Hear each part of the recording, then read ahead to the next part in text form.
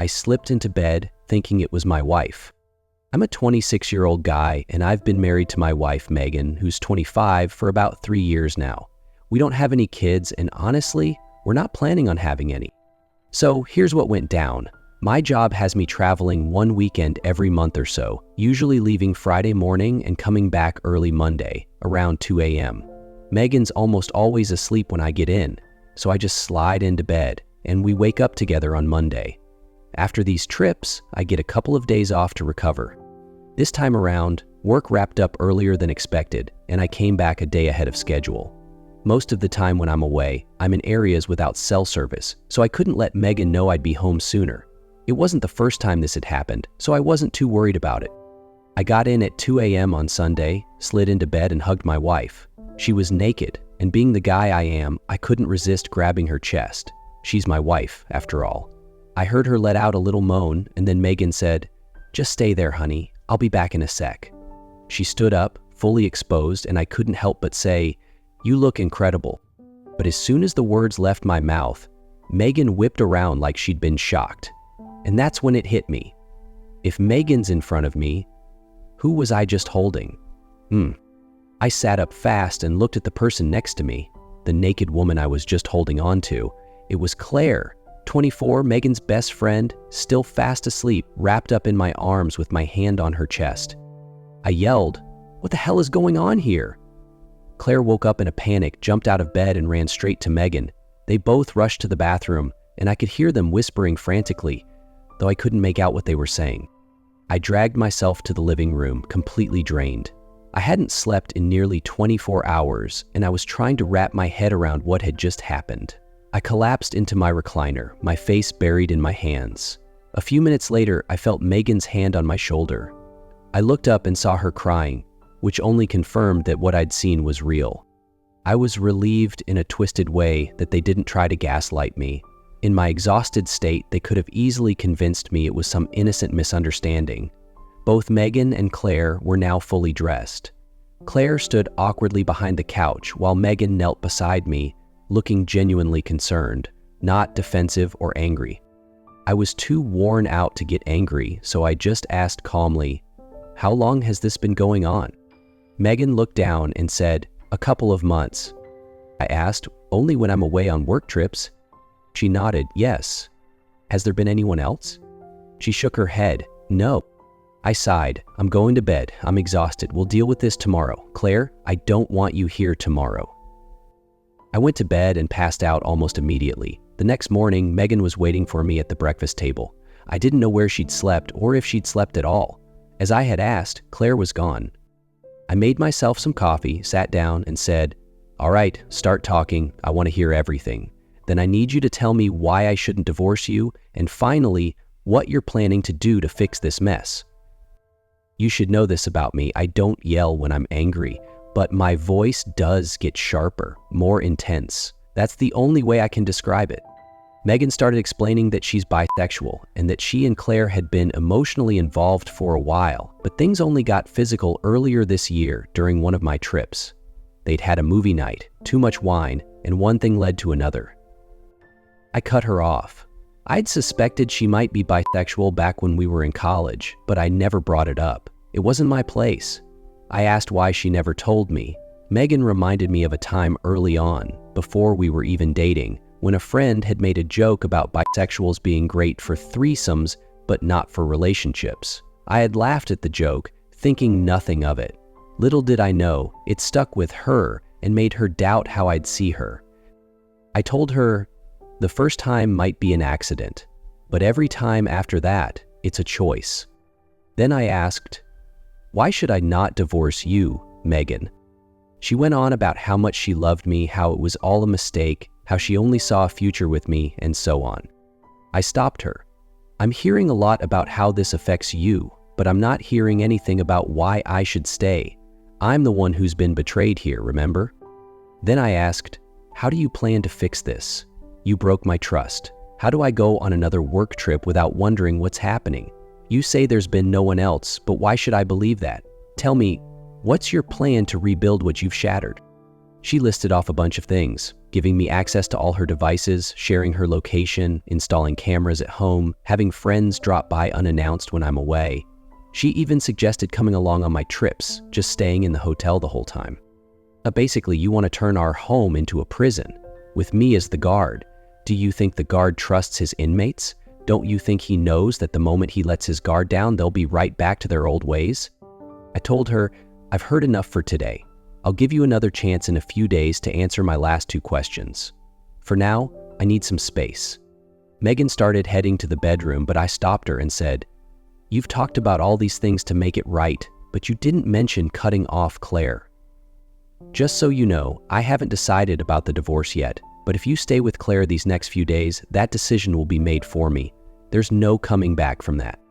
After Megan left, I completely broke down. I'm not heartless. I just use a tough exterior as my shield. I was an emotional wreck that Sunday and Monday. I took the rest of the week off work. By Thursday, I managed to pull myself together a bit.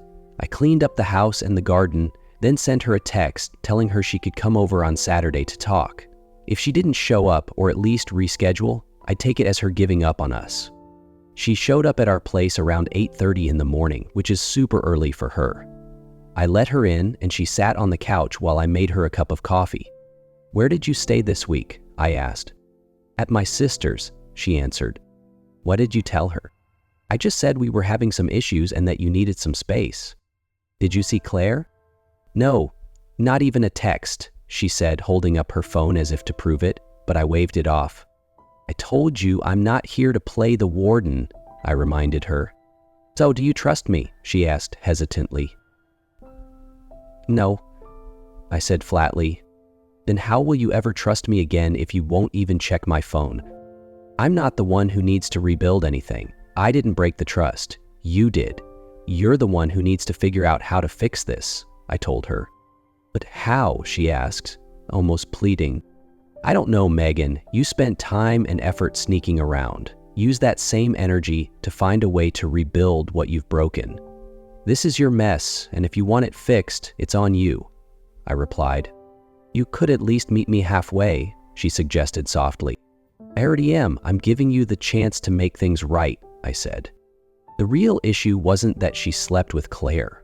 If Megan had come clean after it just happened that first time, we could have worked through it.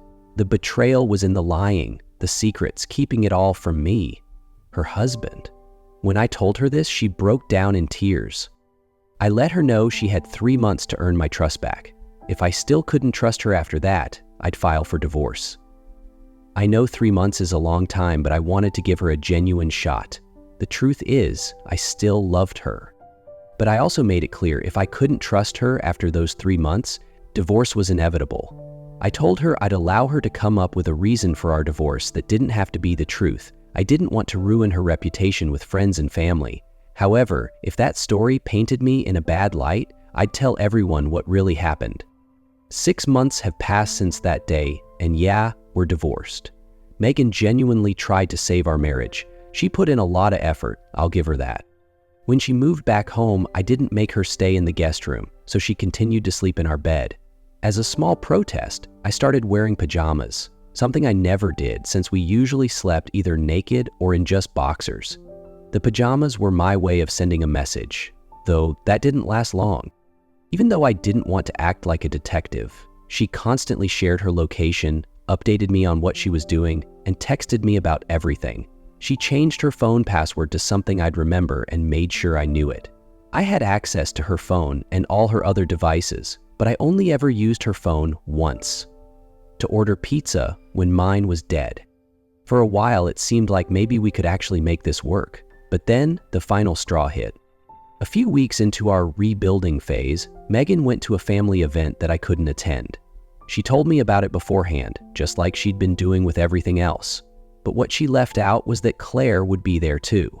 I only found out because I stumbled across a post Claire made on Instagram.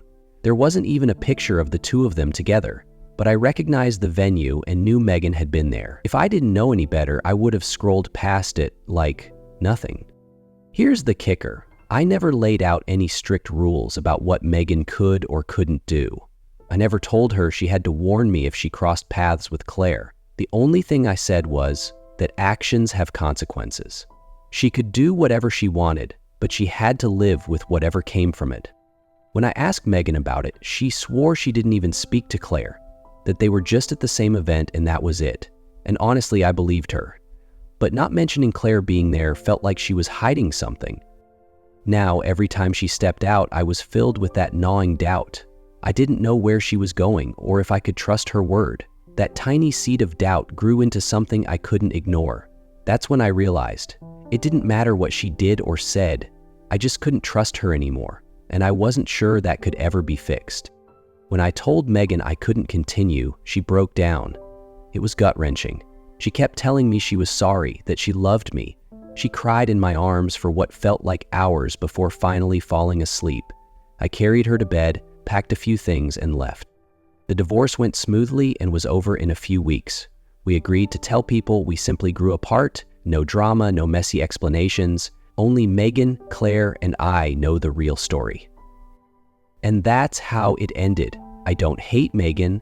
I know she tried, but sometimes once trust is gone, there's no turning back. We're moving on now, and I hope we both find some peace. The divorce was finalized, and not long after, I saw Megan and Claire walking hand in hand. That's when I knew I had to get out of here. The following Monday, I went to work and put in for a transfer out of state. I made it clear I wanted the transfer as soon as possible. Within 2 days, it was approved, and 2 weeks later, I was gone, headed to one of our company's satellite offices. It all happened fast, sure, but I'm on good terms with the HR team, and they pushed my request through as a favor. Tonight's my first night in my new apartment, in a brand new state. I miss Megan so damn much. Tonight, I'm just going to drink. Tomorrow is a new day. Now on to the next story. When the past strikes back, how I changed the course of a life starting with empty pockets. This story kicks off 31 years ago, but the real twist, the revenge, started by pure chance about 2 years ago. I'll cut some parts short because it's a wild journey, but feel free to ask me anything. I've learned a ton along the way, and part of why I'm sharing this is to pass on what I picked up. The beginning.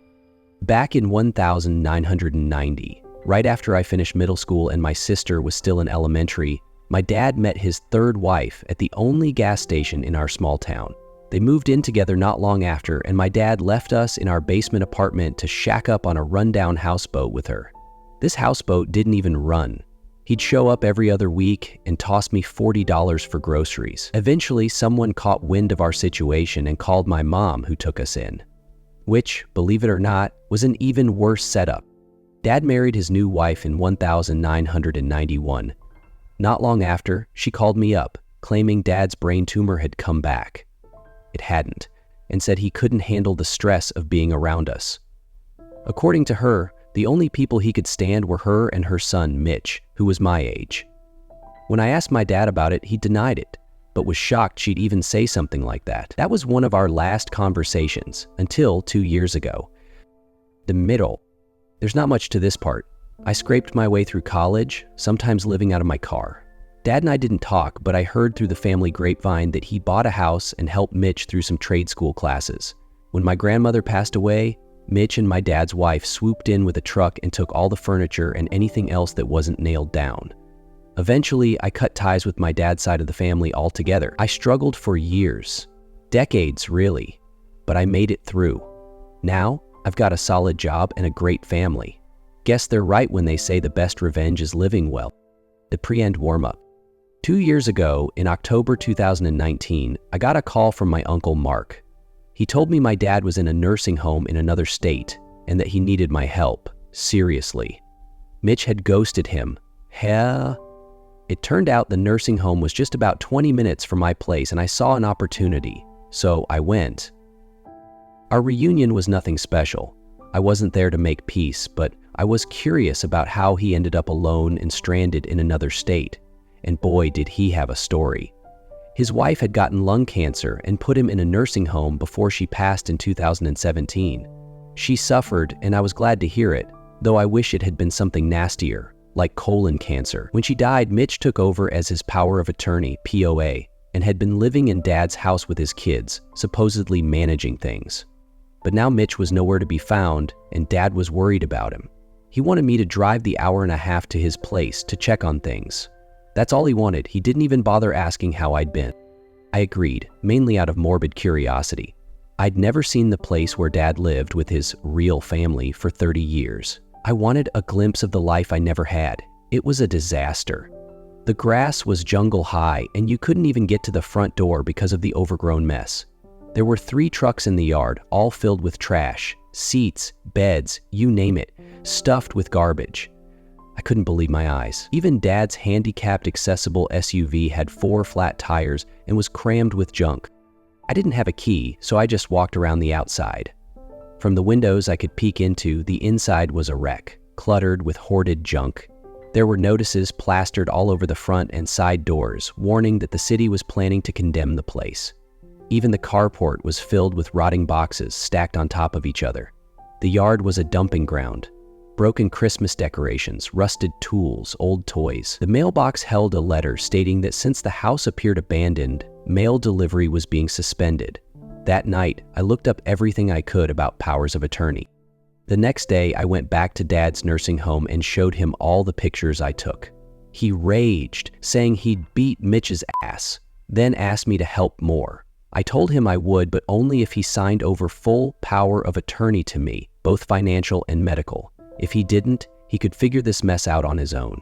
He agreed, so I found a lawyer willing to drive to another state and do the paperwork right in the nursing home. This lawyer was a godsend. He put together a rock-solid POA with all the fine print I didn't even know I needed. He also handled the paperwork to revoke Mitch's POA. Now I was in control. The beginning of the end. We come from a small, rural town, the kind of eerie, tucked-away place where no matter how far or long you've been gone, the second you come back, you'll run into someone you know, or at least someone who knows you. It's like living in a never-ending game of 6 degrees of everyone, and it feels suffocating at times. But occasionally, it can work in your favor. The next morning, I got to work. I didn't know just how much damage I was going to cause, and I didn't want Mitch or anyone from his large interbred family tracing anything back to me. So I made sure none of my actions had my name on them. First, I created a Google account for my dad and set up a Google phone number. Then I got him a P.O. box in his town and set up mail forwarding. I pulled his credit report, took the POA to his tiny hometown bank, updated his account addresses, and changed all his account numbers. I also requested transaction records from the day his wife passed away, about 13 months worth. To get those records, I had to go to the main branch, which was 2 hours away, and I spent the whole afternoon there going over everything. I cornered a service rep to explain all the debits and deposits, and that's when I realized just how recklessly dumb Mitch had been. My dad was receiving around $5K a month from disability and Social Security, and twice a week, Mitch was walking into the bank and withdrawing every last penny in cash for 13 months straight. Each time he did it, he had to sign a form as the POA, stating he was acting on my dad's behalf, and the bank notarized every single one of those forms. I reviewed every withdrawal and confirmed with the bank that Mitch made all of them. Next, I headed to the house and called a locksmith. I knew it was going to be bad, but I had no idea what was waiting for me inside. When the locksmith got the first door open, the stench hit us like a wall. It was overwhelming. We both gagged. After the second lock, I was so mortified by the mess he had to witness that I gave him a $60 tip. With new keys in hand, I called the cops. I explained that I was my dad's POA and was checking on his house, and that there were 3 vehicles on the property that didn't belong to him. When the officer asked if I knew whose they were, I said no, but I wanted them towed. He told me to call a tow company and that he'd meet them there. 2 tow trucks arrived and the driver hopped out, asking me to sign some paperwork. I only signed my first name. As I did, he asked, "You know Mitch?" Running purely on hate at that point, I replied, "Do you?" He nodded and said, "Yeah, he's a jerk." I looked at him and said, "Well, if you see him, can you let him know Mary is coming for him?" His confidence quickly faded. He knew trouble when he saw it. They hauled the trucks away. Once everyone left, I opened the carport door to take a peek inside. The sun was setting and the house was dark.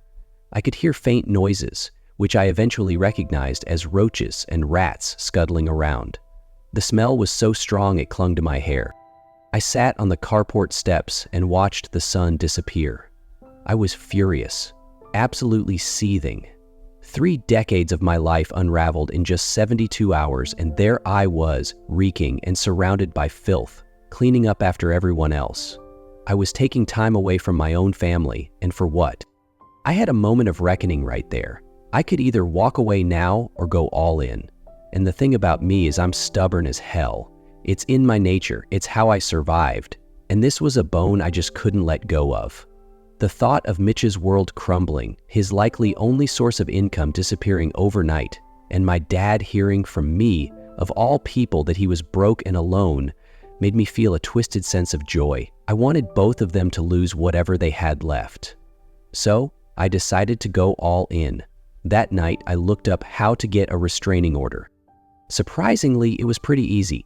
I went to the courthouse in my hometown, headed to the clerk's office, and said I needed a restraining order. I filled out the form at a wobbly little table right there.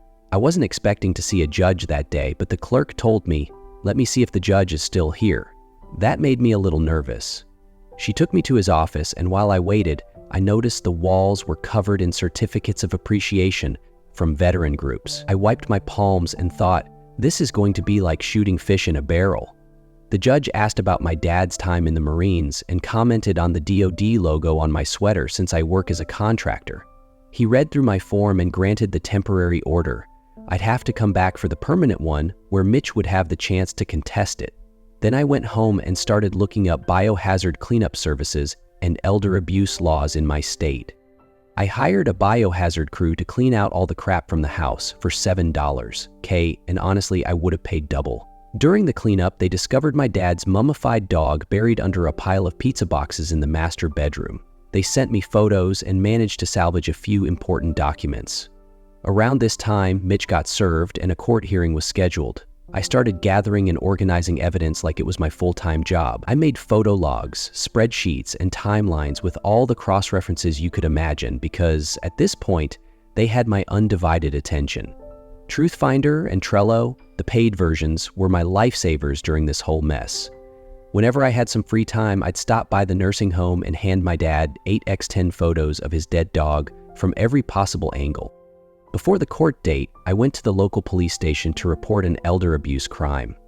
A white-collar detective came out and dismissed it as a domestic issue, saying that since Mitch was the POA, his actions were perfectly legal.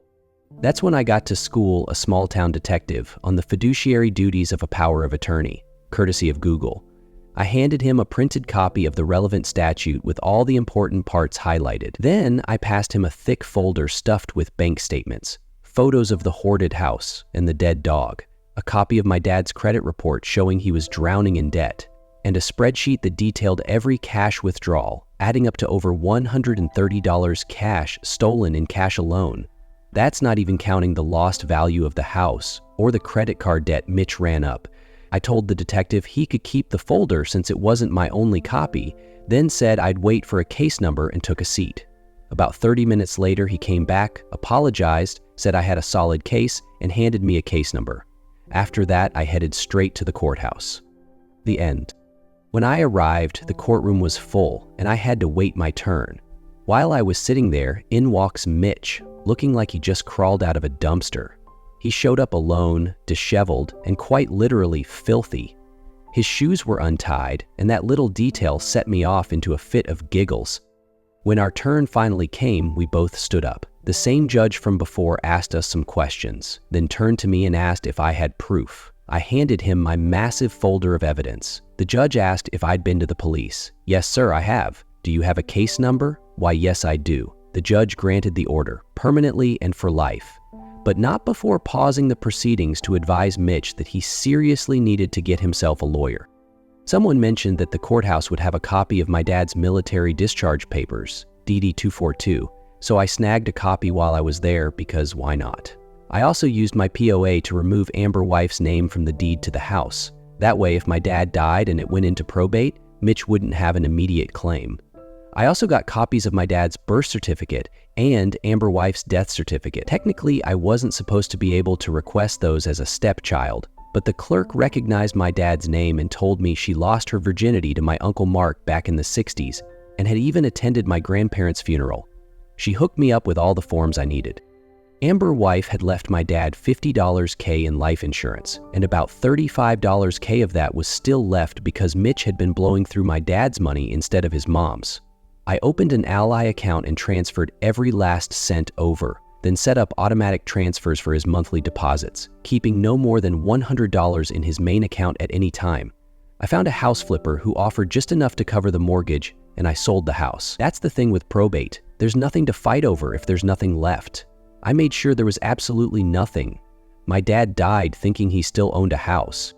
While digging through paperwork, I found my dad's life insurance policies. They were current, and Amber's wife was listed as the beneficiary. My POA didn't let me change beneficiaries, but it did allow me to reassign them, and since Amber's wife was already dead, technically there was no beneficiary. That's where the death certificates came in handy. I assigned my sister and me as beneficiaries irrevocably, which meant the only way to change it would be for my dad, my sister, and me all to agree, which wasn't happening. I kept my dad in the dark about everything. All he ever really knew about was the restraining order and his dead dog. At one point, I found out he'd bought the gravesite next to Amber's wife and wanted to be buried beside her. Well, that was never going to happen. I looked up national cemeteries and discovered that, as a disabled Vietnam-era veteran, he qualified for one. So I set it up for him to be buried there instead. All the cherries on top. My dad passed away this June, and I was there. He's buried in a national cemetery far away where no one will ever visit him. The only obituary I ran was on the funeral home's website, and that was just for insurance purposes. I kept it as vague as possible. There was no service. His urn is purple, the color he despised the most. In August, I got a call from the prosecutor's office in my hometown. The woman on the line was married to my first cousin, because of course she was. That's just how it works there. She told me Mitch was arrested just after midnight on July 1st and was still sitting in jail. He'd been arraigned on felony elder abuse charges and was facing up to 10 years in the FPMITA prison. She warned me not to expect the trial to start anytime soon, since these things can drag on for up to 3 years. I told her that was fantastic, because the uncertainty would hang over him like a cloud, and after that, he'd still have prison to look forward to. He lost his kids. He lost his dad. I'm spending his mom's cancer money. He lost his free house and trucks. His credit is ruined, and he'll never land a decent job. Hopefully, for a long time, he won't find a decent place to live either. And I sleep like a baby. A couple of years ago, I shared a revenge story involving my stepmother, Amber's wife, my stepbrother Mitch, and my dad, who's now resting in that purple urn he would have hated. To recap, Mitch was my dad's power of attorney while he was ill, and he grossly abused his position, stealing a massive amount of money. When I stepped in, I got a restraining order against Mitch, filed charges, took over my dad's care, and dished out some sweet, calculated revenge along the way. The court's victim's advocate, who also happens to be my first cousin because that's just how it is in that town, warned me that bringing Mitch to trial would take a very long time, and she was right. Meanwhile, I kept tabs on Mitch's online activities. When he moved out of state, I let the court know, just in case it violated his bail. When he got a job as a truck driver, I called the court again to inform them he was regularly crossing state lines, potentially violating his bail terms. Then, about 6 months ago, I got another call from the victim's advocate. The trial date was approaching, and the court wanted the family's input on potential plea deals and sentencing. Mitch had been indicted on felony elder abuse charges and was staring down the barrel of a 15-year prison sentence. The advocate explained that we could push for prison time or plea him down to work release with restitution. Going to the police department with a similar plea deal was a ceremonial psych punch. No, the upside of prison was obvious, but the downside was that we probably wouldn't see any restitution since Mitch would be broke and behind bars. With work release, we'd get restitution, but Mitch would maintain some level of freedom. She asked which we preferred. I told her I needed a night to think it over. Mitch's future was in my hands, and I wanted to relish the moment. What kind of God did I want to be? To decide, I crunched the numbers. If he went to prison for 15 years, he'd likely serve half or less. 7 years is a long time, but restitution would take longer, and I liked the idea of taking his money every single month for years on end. I loved imagining him grinding away in miserable conditions for garbage pay, knowing that part of his paycheck was going straight to me. That thought brought me joy. I called her back and told her we were fine with a plea deal involving felony supervised release and restitution. I didn't hear much until last week when the advocate called to let me know Mitch had accepted the deal. The deal. Mitch pled guilty to felony elder exploitation, first degree. He got a 15-month sentence, split and suspended, meaning he won't spend any time in jail. He'll be on felony work supervision for 2 years, which requires him to check in with a parole officer daily and undergo frequent drug testing. After that, he'll be on regular probation for up to 5 years. The judge will have him check in regularly to make sure he's paying restitution and meeting the conditions of his release. The restitution. Mitch has to pay back $130,539.39. He was ordered to start paying $300 a month beginning January 1, 2024. My calculations paid off. At $300 a month, it will take him 36 years to pay it all back. If he misses a payment, he'll be thrown in jail. So for decades, I'll be in his life, taking back what he stole from us bit by bit. I think that's the end of the road. I've done everything I can, short of being there to catch him if he screws up his release conditions. Thanks for following along on this twisted tale of revenge. I hope it adds a little warmth to your holiday season. Now on to the next story. I am a 27-year-old guy, currently out of town, and my best friend spotted my 26-year-old girlfriend of 7 years with another man. I came across an email. A little background. All right, so here's the deal. I'm currently out of town visiting my folks for about a week. My grandma, who lives with my parents, is really sick, and I wanted to spend some time with her before things get worse. My girlfriend, whom I've been with for 7 years, just had surgery and wasn't up for the 5-hour car ride with me. Completely understandable, considering she's still dealing with a lot of pain. I've been here for 3 days now, and I'll be staying another 2 before heading back home. My girlfriend and I have always had a pretty solid relationship. We click well, communicate about nearly everything, and rarely argue. When we do have disagreements, it's usually about chores around the house, which, to be fair, is often my fault because I leave most of it to her. Now this is relevant. Right before I left, we had an argument about the housework. Since her surgery, she hasn't been able to keep up with cleaning and laundry, and the place started to look pretty messy. She's a bit of a neat freak and I'm more okay with clutter, but even by my standards, it was getting out of hand. I told her I'd clean up, and I did, but she kept pushing for more to be done. I thought I had tidied up enough, but it just wasn't to her standards. I kept coming to our routine of just patiently watching. Now that I've been away, I realize I was a bit wrong, and I've apologized to her over text. She seems to have forgiven me. She didn't really mean to snap. She's just in pain, exhausted, and wants more help around the house. I tend to only see the clutter when I clean, but I don't think about stuff like vacuuming or dusting. I thought we'd cleared the air, but she's been really distant since I've been here. We've hardly talked at all. And then this happened. My best friend texted me today saying he saw her at a hardware store with some guy. He described him as tall, with long dark hair and a full beard. This description doesn't match any of her friends. He said she was leaning on his arm as they walked around the store, and then they left together and headed to a chain restaurant across the street. My girlfriend has never given me a reason to think she'd cheat. We've always been open about crushes or if someone else expresses interest. But seeing her leaning on this guy has me worried. At the same time, she leans on all her friends when they're walking, especially if there's a lot of walking involved. She has a heart condition that's worsened by her recent surgery, and she's fainted a few times before. She always holds on to my arm when we're out and about, and I've seen her do the same with her girlfriends. So maybe she was just having a dizzy spell and leaned on this guy for support, whoever he is. I mentioned that I was thinking about cutting my trip short and heading home early. After a full day of not talking to me, she finally replied, saying, "No, stay with your family. You hardly ever see them. Spend as much time with your grandma as you can. She doesn't have much time left, and having you there would mean a lot to her. It's sweet that you miss me, though. I miss you too." Not wanting to seem accusatory, I texted back, "Hey, Mike said he saw you at the hardware store today and wanted to say hi but was in a rush." She replied, "I wasn't at the hardware store today, just the grocery store." That made me a bit suspicious. My girlfriend doesn't really use social media. She's a high school teacher and only has a Facebook account which she keeps strictly professional. There's basically nothing personal on there. So, feeling uneasy, I checked her email. I know I feel awful about it, but I was getting worried.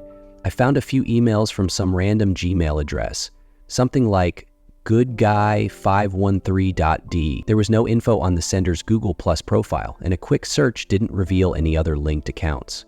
The conversation went like this.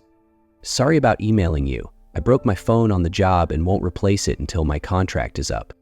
That's okay, I get it. Are we still good for Saturday? Yeah, I'm free. Is your boyfriend already gone? Yep, he left a few days ago. He won't be back until Wednesday, I think. Cool, sounds good then. Do you want to grab dinner or pizza? My treat. We'll need some fuel, otherwise we'll be exhausted. That's nice of you. Not sure yet. We'll figure it out that day. I'm using my dad's phone for now since he barely uses it. I'll text you from there and let you know it's me. That's the whole conversation, and now I'm even more worried. Should I head home early, confront her over the phone, or just wait until I get back as planned? Edit. To add a bit more context, she recently had a hysterectomy and has only been home from the hospital for a short time. She's low on energy, and we haven't been intimate since the surgery. She says she can't because of the pain, and I believe her, since I've seen the stitches and they look rough. Other than slowly walking, she can't do much. My best friend and his fiancée have been mutual friends of ours for years. We hang out together often, and he knows my girlfriend well enough to recognize her when he sees her. I'm not sure if this matters at all, but a guy can hope. I mean, my birthday is in 10 days.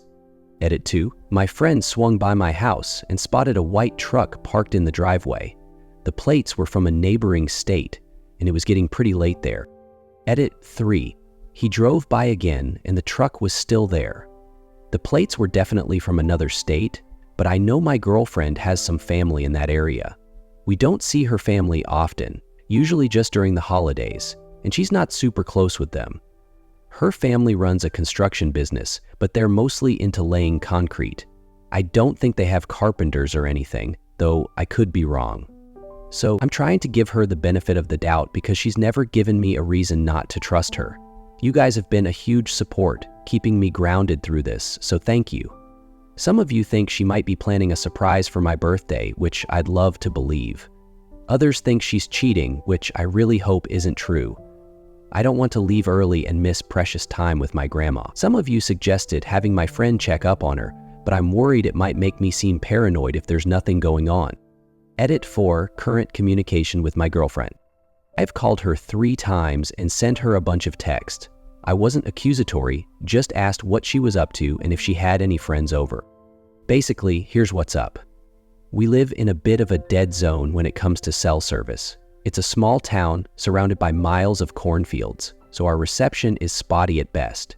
The last time we spoke, she told me she was doing laundry and working on a quilt she's making for my mom.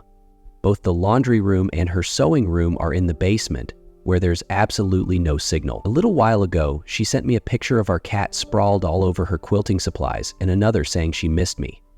It's possible she hasn't seen my texts because she's been down in the basement working all day. She can easily lose hours down there between her projects and Netflix. She always calls me before bed when we're apart, so I'm just waiting for that call now. Final edit. Still no call from her. But if she's been in the basement quilting and binge watching Netflix, that's pretty normal. She can be down there for hours. I don't know if the truck is still there. My friend checked around 9 p.m. and it was still parked in the driveway. I'm not going to make him go out again. I'm thinking of just sticking to my original plan and heading home when I was supposed to. If something's going on, at least I'll have some proof. I'll update you all as soon as I'm able or when I'm allowed to post again. This waiting game is the worst. I'm going to pick up where I left off and walk you through what happened next. My girlfriend finally called me around 1 a.m., apologizing and saying she lost track of time because she was busy. She normally calls me around 11:30. That's when I decided to save the text from Mike, take a screenshot of the email and confront her when I got home. I figured it was better to let things play out a few more days and spend time with my family than rush back or accuse her on the phone. Only to find out she was planning something for my birthday that would probably ruin her trust in me for good. When she called, nothing seemed off. She asked about my family, sent me a few pictures of the quilt she was making for my mom, told me she loved me, and promised to call again in the morning. Monday morning, my grandma took a turn for the worse, and my parents, my brother, and I all went to the hospice to be with her during her final hours. In the very early hours of Tuesday, she passed away from lung cancer. So yeah, if you're reading this, put down the cigarettes. We were basically her only family. My dad's an only child. She didn't have any siblings left. And since she moved in with my parents, she hadn't kept in touch with anyone else. Instead of planning a traditional funeral, we decided to fulfill her wishes and have her buried next to her husband, as she had already pre-planned and paid for in her will. We spent Tuesday gathered in the living room, sharing stories and looking through old photos, putting together an updated album. It was actually kind of nice. Throughout it all, my girlfriend kept in touch with me and even spoke to my parents, who absolutely adore her. During this time, I decided to let go of everything else and focus solely on my family. Opinions on what was happening with my girlfriend were split, but my gut feeling was that she was planning something for me. Some of you said I was sticking my head in the sand, ignoring the possibility that she was cheating, blowing this guy, hooking up with him in my bed, or going on some sort of penis-themed carnival ride, as one of you colorfully put it. Others thought I trusted her too much and that it would end up biting me in the ass. And then there were those who believed I wasn't trusting her enough, letting my friend's observation cloud my judgment. There's a bit of truth in what some of you said. A lot of people wondered if my friend Mike might have it out for my girlfriend or if he had some kind of thing for her. I can assure you that's not the case at all. Mike's been cheated on before, so he's just looking out for me. If I had asked him to confront her, he would have done it in a heartbeat. But even he thought something seemed off. Knowing us as long as he has, I told him to let it be and that I'd handle everything when I got back. If there really wasn't anything going on, I didn't want to risk hurting her feelings when she was just trying to do something nice for me. I let my girlfriend know that I'd be home on Wednesday but planned to have breakfast with my family first. She asked me to call her when I got back into the state. That was the plan, but honestly, I was feeling homesick and just needed to see her, so I hit the road around 5 a.m. With minimal stops and light traffic, I made it home by about 10:30. As I pulled up, the first thing I saw was that white truck still parked in the driveway. I swallowed my nerves and walked up to the front door, trying to convince myself that I trusted her and that there was nothing wrong. When I stepped inside, which opened straight into our living room, I locked eyes with this guy. He was sitting on the floor, cross-legged, wearing sweatpants and a tank top, eating cereal off the coffee table. He looked a bit younger than I expected based on Mike's description, but he had the full beard and long black hair tied back. He looked up and said casually, "Hey man, welcome back." I just stood there, feeling like I was wading through some kind of surreal dream, searching for the right words. Before I could say anything, my girlfriend walked down the hallway, smiled, and hugged me. "Hey, I'm so sorry about your grandma. Any chance you remember my cousin Max? I know it's been a while." I stared at the guy, racking my brain, but I had no recollection of ever meeting him before. I just had this sinking feeling in my gut and said, "I don't think we've met. He's Aunt Ellen's son, the one that lives in the other state." And that's when it clicked. Her Aunt Ellen's husband, Uncle Joe, was her second husband. Ellen had married young but split from Max's dad pretty early on, and Max lived with his father in another state. Max's dad is fully Italian, which explained the look. All I could manage was, "Wow, man, you've really grown up." Max just laughed and said, "Yeah, I've changed a bit." The last time I saw this kid, he was a chubby, acne-covered teenager with neon green hair, wearing a tap-out shirt. He had come out of puberty looking like a completely different person. I think I last saw him 4 or 5 years ago at Christmas. My girlfriend asked if we could talk, so I followed her into our bedroom. She explained that Max was moving back in with Aunt Ellen and picking up a part-time job at the family construction company while planning to attend a local college. My girlfriend had promised to help him fill out his FAFSA, polish his entrance essay, and prep for his placement tests in exchange for some work. Apparently, he had gone to a trade school for carpentry during his last 2 years of high school, and her dad said he was pretty good at it.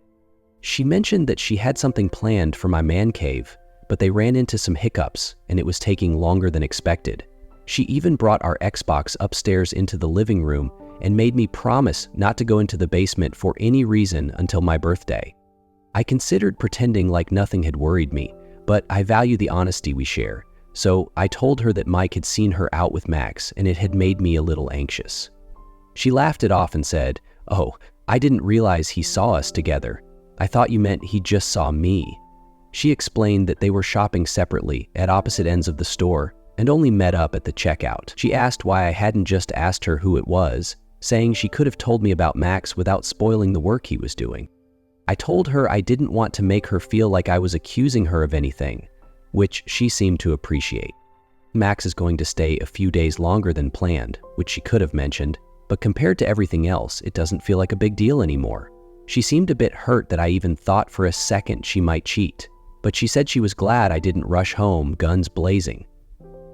So I think we're all right. Just to be safe, I'll be extra sweet to her for a while. Edit 1. Just to clarify, Max is not moving in with us. He's moving back in with his mom. He was supposed to be done with his work before I got home, but they ran into a few snags, so he's staying a few extra days to finish up and then heading back to his mom's. Edit 2. For those asking why she didn't mention Max, she thought Mike only saw her by herself in the paint aisle, not with him. She likely didn't want me to worry at all, especially since Max was supposed to be done before I got back. I vaguely remembered her mentioning Max was in carpentry school, but I didn't realize it was a high school trade program, and I had been picturing him as much older. I think I got him mixed up with his older stepbrother. I've had my brother over when she's been out of town, and it's never been an issue. We have a pretty open door policy when it comes to close friends and family, so having him over really isn't a problem for us. I get why it might seem like an issue to some people, but it's just not in our relationship. I think she just wanted me to focus on my family without worrying about what was happening at home. She would have told me about the college stuff if I had asked, but since I didn't, she kept it under wraps to avoid any distractions. Now on to the next story. Fiancée reveals she is bisexual after attending a wedding alone. Anna, 27F and I, 30M, got engaged back in January after dating for a few years. We had planned to tie the knot next year once we'd saved enough for the wedding. Shortly after getting engaged, we moved in together at the end of January. By May, Anna was off to be a bridesmaid at her friend's wedding. I couldn't join because of my job, plus it was a 5-day trip. Anna enjoyed reconnecting with old friends, but when she got back, she started acting distant and moody. I was relieved when she scheduled a therapy appointment, since she hadn't talked to me about what was bothering her. After about 5 or 6 sessions, she sat me down one Saturday morning for a serious talk. Anna grew up in a strict conservative household where she had to push down a lot of her feelings until she moved out for college. Even then, she still struggled to accept certain parts of herself. At the wedding, she met the wife of one of her college friends, and it stirred up a lot of those repressed feelings during the days they hung out. She told me she realized she was attracted to both men and women, and that she was bisexual. I told her I was glad she felt safe enough to share that with me, and it didn't change how I felt about her. It was a really emotional moment for both of us.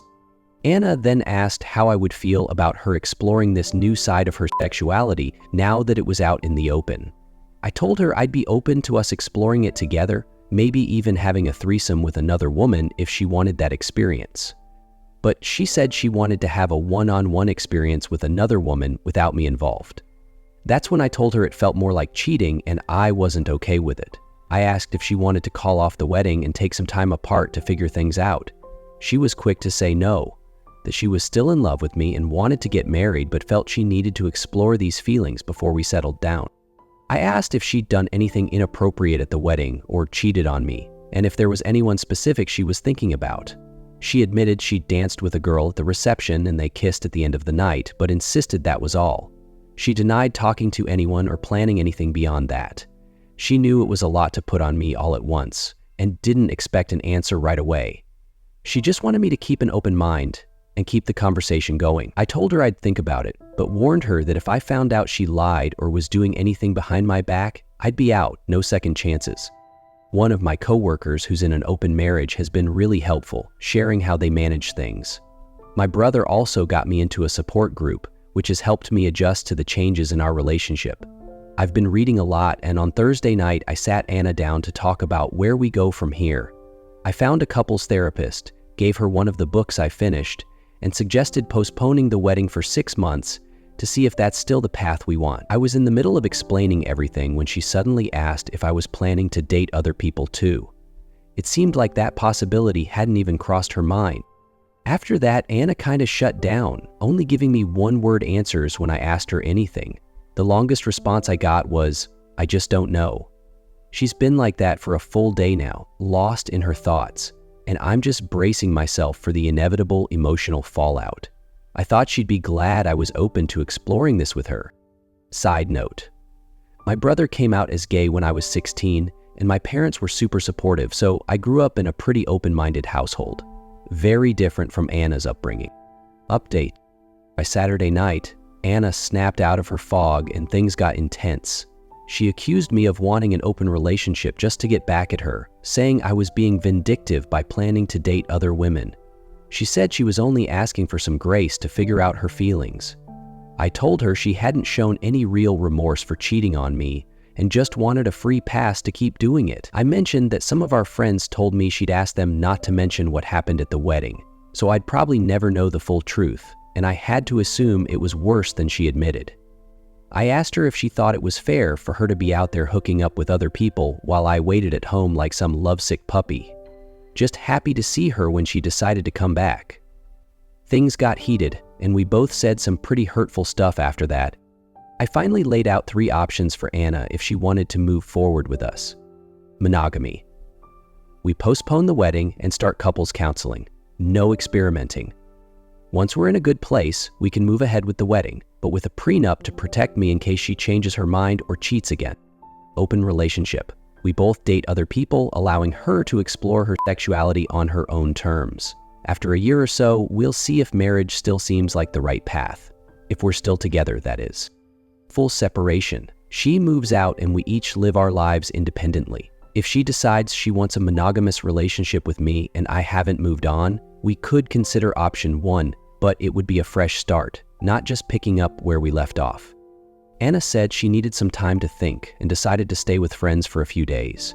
Before she left, I told her plainly that if she accidentally cheated while she was gone, not to bother coming back except to get her things. This morning, she sent me a text saying, "I'm so sorry." I asked what she meant, but she didn't reply, and when I called, it went straight to voicemail. I'm not reaching out again. I'll let her come to me when she's ready. On Wednesday, Anna went to her therapy appointment and talked about what had happened between us. I don't know all the details, but she called me on the way to her friend's house, apologizing for some of the things she'd said and asking if she could come home to talk. I told her to stay at her friend's place for the night, think about what she wanted, and then come back on Thursday so we could sit down and figure things out. We met at the house on Thursday and talked over dinner.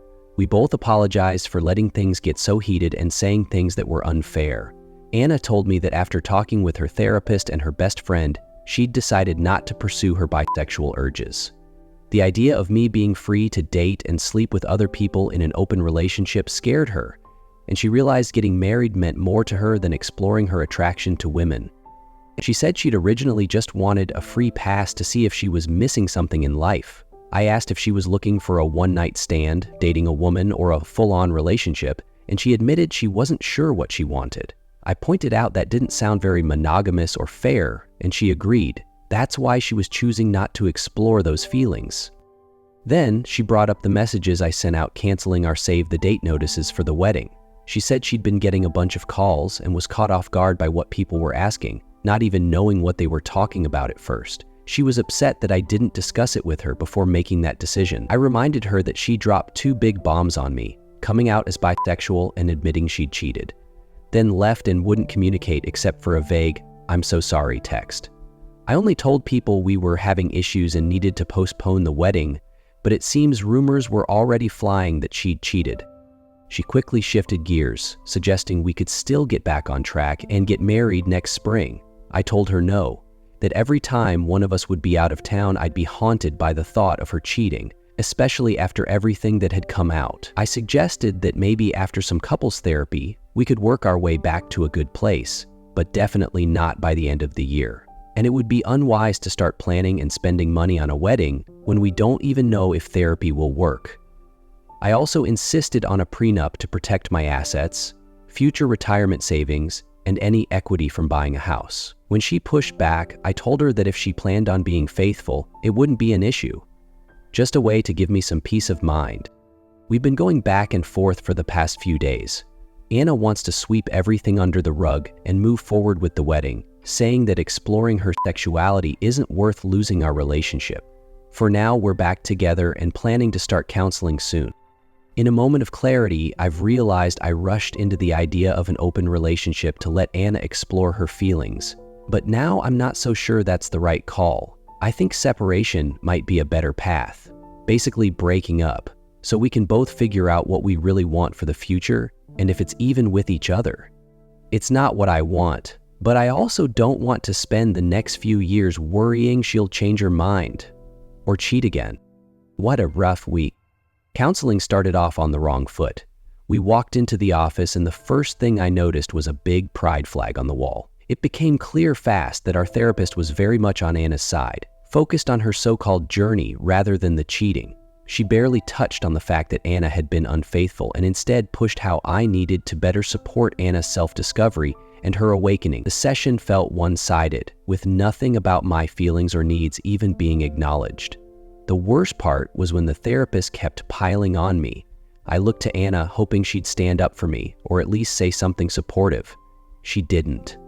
That was what hurt the most, and I just shut down for the rest of the session.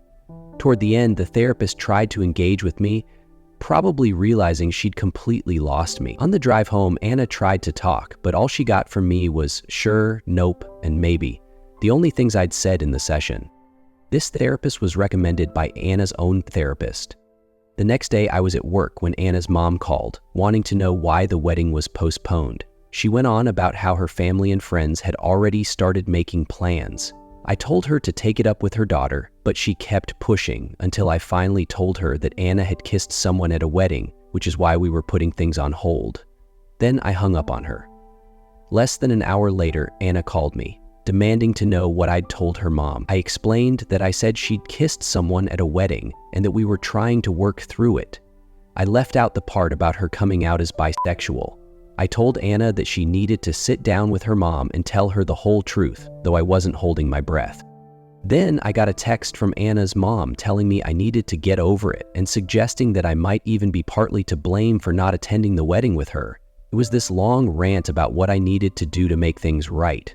I showed the text to Anna when she got home and told her she needed to handle her mom or I'd tell her everything the next time she tried to lecture me. Anna promised she would talk to her mom and asked me to give her some time to explain everything. This week, Anna has also gotten super protective of her phone. Big red flag. I unplugged her phone to charge mine, and she practically jumped across the room to grab it from me. Later, I managed to sneak a look while she was asleep, only to find she'd changed her access code, something she hadn't done since we got together. I checked our phone bill online and noticed a lot of long calls to a Colorado area code, which I found out is where the girl she kissed is from. I'm just mentally drained at this point. The lying, the gaslighting, feeling like I'm constantly walking on eggshells. Even when we've been intimate lately, it's like the passion we used to have is gone. It feels like I'm being love-bombed with empty words and gestures. We're supposed to go to a cookout at her parents' house tomorrow. I'm going to do my best to keep my cool and not say anything, but once we get back, I'm telling Anna I'm done. I'll let her choose whether she wants to keep the apartment or move out. She's free to explore what makes her happy, but it won't be with me. I've come clean to my parents and a few close friends about this whole mess. They're ready to help me with the move when I need them. My dad shot down my mom's offer for me to move back home, saying what I really need is a new puppy, not to be living with retired parents at my age. Honestly, now that I've made up my mind, I feel weirdly at peace. To everyone who told me so, you were right. It's time to move on with my life. Anna and I came back early from her parents' cookout. I'd planned for my sister to be at our place when we got back as a witness, but we had to wait a couple of hours for her to show up. Once she arrived, I got us all in the living room and told Anna I couldn't do this anymore. I was throwing in the towel. I said I'd lost all trust in her and couldn't see a path forward, and the best thing was for us to go our separate ways. Anna didn't understand why, insisting she'd been honest since confessing about the wedding. I asked if she'd been in touch with the girl she kissed, and she denied it. I then asked to see her phone, and she refused, saying it would violate her privacy and the privacy of everyone she talked to. So I pointed out the calls to the 720 area code and said I could just call it myself, to see who answers. It didn't matter. It proved my point. I told her she could either stay and I'd move out, or she could leave. I also offered to give her back whatever she'd put into our savings for the wedding. She tried to get my sister to leave so we could talk alone, but I told her I'd been advised to have a witness just in case. She went from crying to furious, and it took about an hour and a half before we finally had a calm discussion about everything. But we talked until nearly midnight. This morning, Anna decided she'd move back in with her parents for now, so the three of us packed up her stuff. While we were waiting for her dad and brother to come help, she asked if we could try another counselor and give therapy one more shot. I told her it was pointless. I could never trust her again, and that's no way to live. Not much of an ending, but it's the only one I've got. Now on to the next story. I'm a 22-year-old guy, and I'm starting to think the 19-year-old girl I'm dating might be cheating on me with her dad's 38-year-old friend. This might sound crazy, but here it goes. I've been dating this girl, let's call her Emily, since late June. For the most part, things have been great between us. We have a lot in common, and I really like her. The other day, though, we were walking, and I was telling her something important, but she seemed totally uninterested. I glanced over and noticed she was texting a number that wasn't saved in her phone. She looked up at me with this weird expression and quickly turned her phone off. I didn't want to jump to conclusions or start an argument, so I just let it slide. The next day, she invited me over. Now, I like to surprise her. It's kind of my thing because I love joking around. When I got there, her parents knew I was coming, but they didn't tell her. So I walked into her room, and when she saw me, she jumped up, smiling, but she was on her phone texting. I leaned in for a kiss and caught a glimpse of her texting the same number again. She was typing fast, sent the message quickly, and turned off her phone right away. Something she never does. She was acting kind of awkward after that. I stepped out of the room for a minute to calm down, then asked if we could talk seriously. She could tell where I was going with this, but didn't say anything. So I broke the silence and asked, "Who's the person you've been texting that's not saved in your phone?" She replied, "I can't say because it's embarrassing." I'm thinking, what the heck? That's a weird way to answer. I threw out a few names, and one of them was her dad's friend. I had met him before. Her parents made him drop her off at my place once. She had mentioned early on that he was super creepy and had flirted with her a lot in the past. When I guessed it was him, she made this strange face. Like she was shocked I even knew about him. She tried denying it at first, then finally admitted it was him, but insisted it was no big deal. I told her it was weird she was texting a guy who had flirted with her before, especially since he's her dad's friend and coworker. She swore up and down that it was nothing, saying they were just talking about random stuff like Biden and Kamala Harris. She even offered to show me their messages, but I said no and let it go for the moment. A few days later, I still caught her texting the guy. Then, 2 mornings ago, we were hanging out at her place just joking around. Her phone slipped out of her hand, and when I bent down to pick it up, guess who I see texting her first thing in the morning? It was him again. She looked stunned when I handed her the phone back, and it just ruined my mood. I told her I had to go, and she kept asking what was wrong. I finally told her it was super weird that she was still texting this guy. I mean, there's no way I should feel like I'm competing with some 38-year-old dude. She flipped it on me, calling me the bad guy for being upset and questioning her about it. I told her I was going to tell her dad. She went from not caring to suddenly begging me not to, saying her parents were super strict, which is true. They'd probably take everything away from her. She asked if I really wanted that for her, and I couldn't believe that was all she cared about. I knew something was up. I eventually left really upset, and then later I got a TikTok notification. She had reposted something that said, "Me telling my BSF about my new illegal age gap." I texted her, "All right, dude," and she played dumb, acting like she didn't know what she'd done, and immediately removed the repost. I still feel like I should tell her dad. I'm cool with him and I know this would blow up, but I can't shake the feeling that she's cheating on me. I really hope I'm just overthinking this. Update. So almost a month ago, I posted about my girlfriend possibly cheating with her dad's friend, and people wanted an update, so here it is. After all that, I really wanted to make things work. I decided to let it go when she convinced me that nothing was happening. I kept my eye on her though. She told me she had told him they should stop texting because it was getting weird, especially with him being her dad's friend. I didn't really believe her. I figured she was just saying that so I wouldn't bring him up again. I kept catching her texting him from time to time, but I didn't want to keep bringing it up and ruin things between us. At one point, I was staying at my job because I was looking for a new place, and she would come over to visit me after work sometimes since we work at the same place. One day, she came over, and I was showing her my vinyl collection. Out of nowhere, she glanced at her phone, then at me, and started acting strange. Eventually, she said, "My ride is here, I gotta go." As I was putting my records away, I asked, "Who's picking you up?" She hesitated, then turned back and said, "My parents are at an appointment, so you should know who's picking me up." I was like, "Didn't you say you guys stopped texting?" She tried to brush it off, saying it was just a ride home and not a big deal. She had a point, so I let it go again, told her to get home safe, and that was that. Now, again, I had let it go at the time. Now, everyone at work knows that her and I were together, and one of the ladies had pulled me aside and asked me if me and the girl are still together, and I told them, yeah, and she told me that she's been seeing her go into someone else's car all recently on my day offs, happy and smiling, and I asked what color car, and she had told me a blue car. Her dad's friend drives a blue Tesla. So I was kind of annoyed, but I want to bring it up with her. Until Monday, she wanted to hang out with me. I got a new place not too far from where Shez at. I had brought it up to her and she got mad and was trying to lie, saying, "That's not true," until I got very descriptive and she pretty much told me everything while this was happening. She was texting him and I had noticed that too, but we hung out, had a great ass time. There was a lake by her house and we went into it fully clothed and we was all over each other and flirting mad hard. And then we went back to her house and I was there with her family having a good time.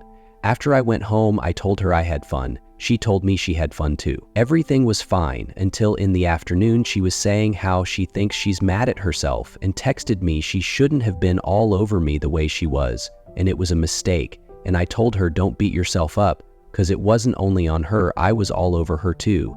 Then she told me we should be friends and I'm surprised now because like that came out of nowhere. And she was like how she can't see herself with me. That went south after that. I then asked her, since we're being honest with herself, "Are you talking to someone else?" And she said she's open to it and wants to see other people. And I told her like how I seen her texting her dad's friend that day prior when we was hanging out and she had gotten mad and was like, "Stop looking at my phone. I'm just not gonna be on my phone around you no more." And it felt so weird because no way she's making me feel like I'm wrong for pointing that. And then she said she didn't want to be friends with me at least and wanted nothing to do with me. And it genuinely sucked because I really liked her and I was there for her when she was down and she would always put herself and I always hated that she did that. So that next day I told her dad about everything and told him about his friend and how him would always text her and has flirted with her in the past. And I gave him proof. I was kind of scared, but it was a relief. I finally did it. Everyone on Reddit, IRL, and my therapist told me I should tell him, and I did, and he thanked me for that and was gonna talk to her about it. I guess he did cause. This morning, I seen her and she looked out of it and she was avoiding me but looking at me, and then I got a text from her saying, "Thank you for telling my dad, and I mean that genuinely. I'm certain that was sarcasm," then texted me again like 30 minutes after saying, "What was my motive behind it?" I still haven't responded yet. So pretty much this will be the final update. Her dad screenshot 6 hours worth of messages between her and his coworker/friend. The family doesn't speak to her that much cause of it. She cried in my face and I felt bad. She had told me she's off her meds and really kind of had worried me.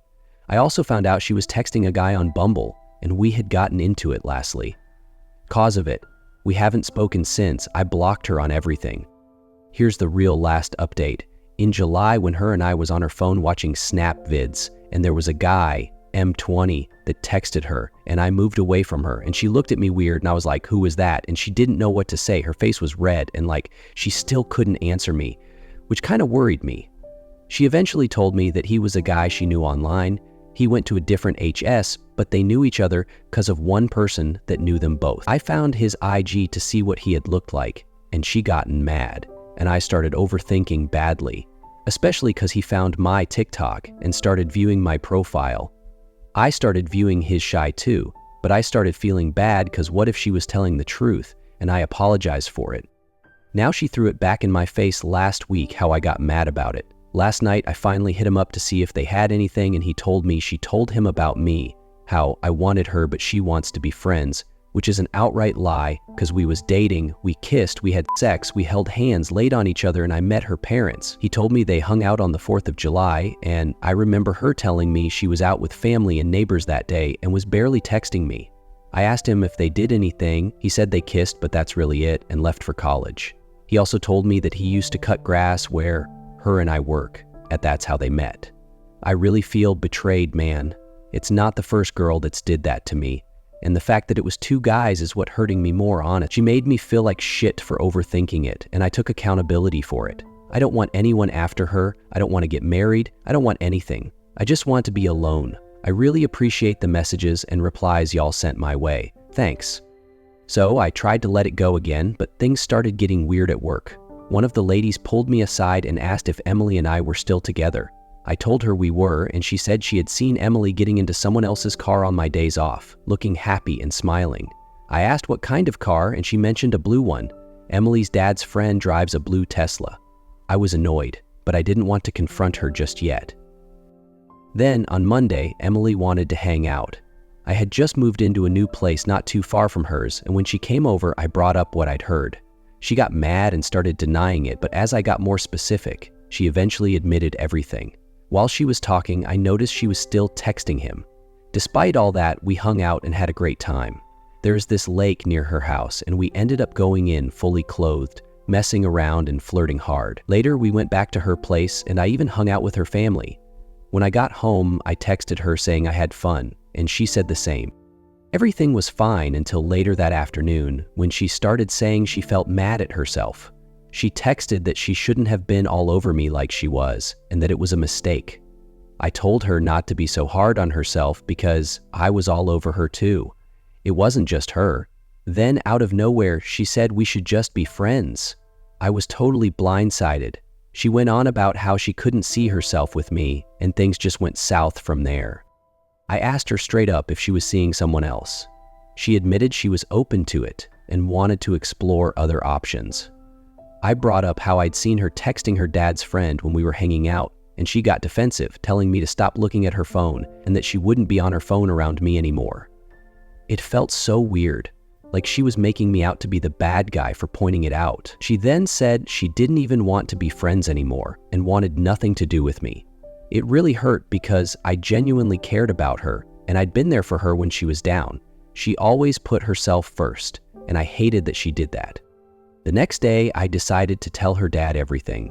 I told him about his friend, how he was always texting her and that he'd flirted with her in the past. I even showed him proof. I was nervous, but it was a relief to finally get it off my chest. Everyone in my life, in real life, even my therapist, had told me I needed to say something, and I did. Her dad thanked me for telling him and said he was going to talk to her about it. I guess he did because the next morning I saw her and she looked completely out of it. She was avoiding me but kept glancing my way. Then I got a text from her saying, "Thank you for telling my dad, and I mean that genuinely." It definitely felt sarcastic. About 30 minutes later, she texted again, asking, "What was your motive behind it?" I haven't responded yet. So here's the final update. Her dad sent me screenshots of hours worth of messages between Emily and his coworker friend. The whole family is barely speaking to her now because of it. She cried in front of me and I felt bad. She told me she's off her meds, which really worried me. I also found out she was talking to some guy on Bumble, and we got into a huge argument over it. We haven't spoken since, and I've blocked her on everything. The real last update goes back to July. Emily and I were on her phone watching Snap videos, and a guy, let's call him Mike, 20, texted her. I pulled back and she got this weird look on her face, all red and flustered. When I asked who he was, she hesitated before saying he was someone she knew online. They had met through a mutual friend. I ended up finding his Instagram to see what he looked like, which made her mad, and I started overthinking everything. Mike even found my TikTok and started looking at my profile, so I checked his stuff out too. I felt guilty because what if she was telling the truth? I apologized for overreacting, but she threw it back in my face last week, bringing up how I got mad about it. Last night, I finally reached out to Mike to see if they had anything going on. He told me that Emily had said I was just a guy who wanted her, but she only saw me as a friend. That was a lie, of course, because we were dating, kissing, sleeping together, holding hands. I'd even met her parents. Mike said they hung out on the 4th of July, which she had told me she spent with family and neighbors. That day, she barely texted me. I asked if they did anything, and he said they just kissed before he left for college. Mike also mentioned he used to cut grass at our work, which is how they met. I feel completely betrayed. This isn't the first time a girl's done this to me, but having it happen with 2 different guys at the same time just makes it worse. She made me feel like I was overthinking everything, and I took the blame for it. Now, I don't want to be with anyone else. I don't want to get married or anything. I just want to be alone. I really appreciate all the messages and support you guys have sent my way. Thanks. Now on to the next story. Wild story. This is something I'll never forget for as long as I live. Made an account just to share it. Sorry, James Carter. Back in 2006, I was living and working on a small island in the Caribbean. I had a 3-bedroom apartment in town all to myself, though sometimes my family would visit and stay with me during their vacations. I worked for a small distribution company that dealt with the alcohol industry, and around that time, my boss was trying to sell off one of the beer lines to another distributor on a nearby island, a quick 15-minute flight away. The potential buyer was a man named James Carter, who was the son of the owner of the interested company. James was in his mid-30s and came from one of the wealthiest families on his island. The plan was for him to fly in on a Friday morning, have a meeting with my boss, and then fly back that evening. Meanwhile, my uncle was visiting with his wife and their 3 kids, twin 4-year-olds and a 1-year-old, staying with me at my apartment. Keep that detail in mind. It's going to be important. So James flies in and I meet him at the airport. I drive him over to our office where my boss and my uncle, who's also a friend of my boss, are already waiting. They sit down and talk for a few hours and then they decide to grab some lunch before James's flight at 4 p.m. We head out, grab some food, and of course they start drinking. What was supposed to be a couple of drinks turns into several, and before long, James realizes he's missed his flight. He calls the airline, rebooks for the first flight out the next morning, and I'm now in charge of getting him to the airport. No big deal. We decide he can crash at my place since my room has 2 double beds. My uncle and his wife are in one room, their kids in another, and James and I will share the 3rd room. After we get back to the office, we make plans to take James out for dinner later that evening, just to show him a good time. Dinner rolls around and we head to a nice restaurant, enjoy some food, and have a few more drinks. We keep the night going by hitting a few bars, and eventually we make our way to the local strip club. We continue partying until about 3 a.m., when we finally decide to call it a night. I'm completely drunk by this point, and as we get back to the apartment, I turn to James and say, "Man, I'm exhausted. I'm going to bed. Don't forget you've got to be at the airport by 6 a.m. James tells me he's going to stay up and watch some TV since he's not tired. I tell him that's fine, and I head to bed. A couple of hours later, I'm suddenly woken up from a deep sleep. I open my eyes to find my uncle, my aunt, and their 3 kids standing in my room, staring at me with shocked expressions. I'm still half drunk and confused, so my first thought is that I must have slept through my alarm and James missed his flight. I ask, "What's going on?" My uncle just says, "Come with me." I get up, still groggy, and follow him out of the bedroom, past my visibly shaken family, and down the hallway toward the living area. And that's when I see it. Something I will never be able to erase from my memory. James is passed out on the couch, completely naked, except for his belt, which is still around his waist. His clothes are neatly folded on the coffee table, and he is covered head to toe in human feces. It's smeared in his hair, on his face, all over his chest and legs. There's even handprints of it on the walls beside the couch. The stench hits me like a freight train. It's so overpowering that I instantly sober up. All traces of sleepiness disappear as I stand there, trying to process the scene in front of me. My uncle turns to me and says, "Grab a leg." As we approach the couch, I notice an empty vodka bottle on the floor, but in my shock, it doesn't immediately register. We each grab one of James's legs, drag him off the couch, and pull him into the bathroom, leaving a trail of poop smudged across the floor behind us. It's like we're dragging a giant paintbrush covered in filth. Once in the bathroom, we throw him into the shower, turn on the water, and leave him there. We go back to the living room to survey the damage, and that's when I finally connect the dots about the empty vodka bottle. I remember that I had a full, unopened bottle of vodka in the freezer, and I think to myself, there's no way this guy would have... But sure enough, I head into the kitchen, and there's a puddle of pee right next to the freezer. I carefully step around it, open the freezer, and my bottle of vodka is gone. James must have found it, polished off the whole thing, and this mess was the result. My uncle grabs a mop and heads back to the shower, and I follow him, still trying to wrap my head around everything. I watch as he uses the mop to scrub James down like he's cleaning a dirty floor. We then throw some of my clothes onto James, carry him down to the car, and I drive him to the airport while my aunt and uncle tackle the cleanup. When we get to the airport, I'll never forget the look on James's face. He's half asleep, still drunk, and looks completely miserable as I lean over to open the passenger side door. I give him a little push, he stumbles out, and I slam the door shut before driving off. When I get back to the apartment, the couch is already out on the sidewalk, ready to be picked up by the trash collectors.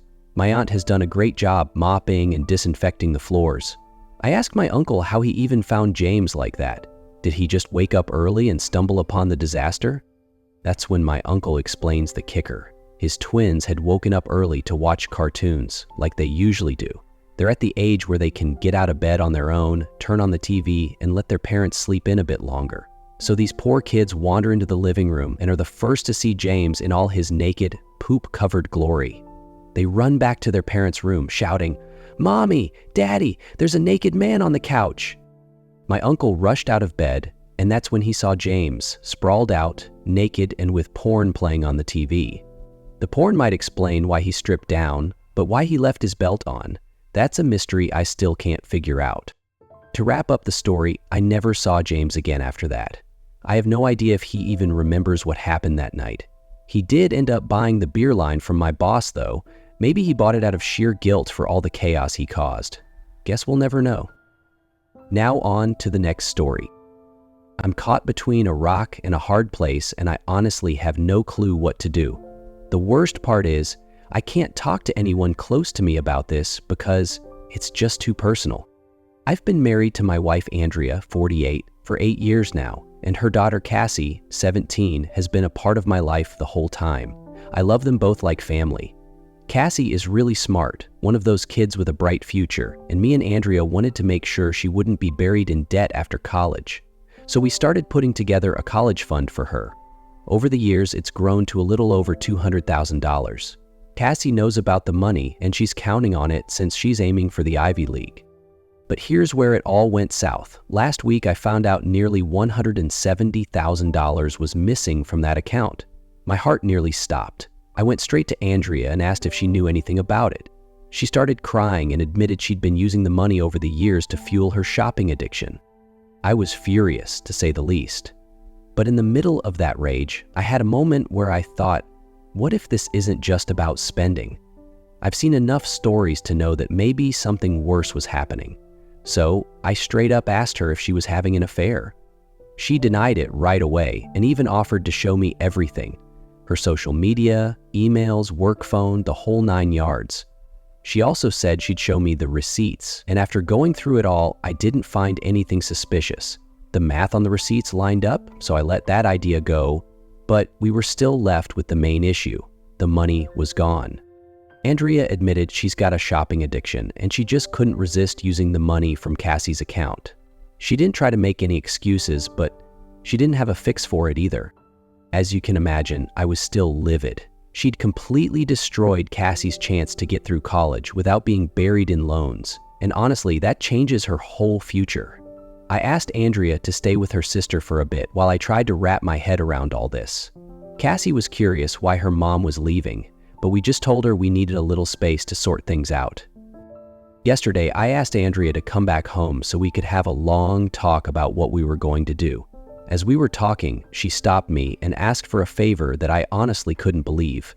She wanted me to take the blame for her.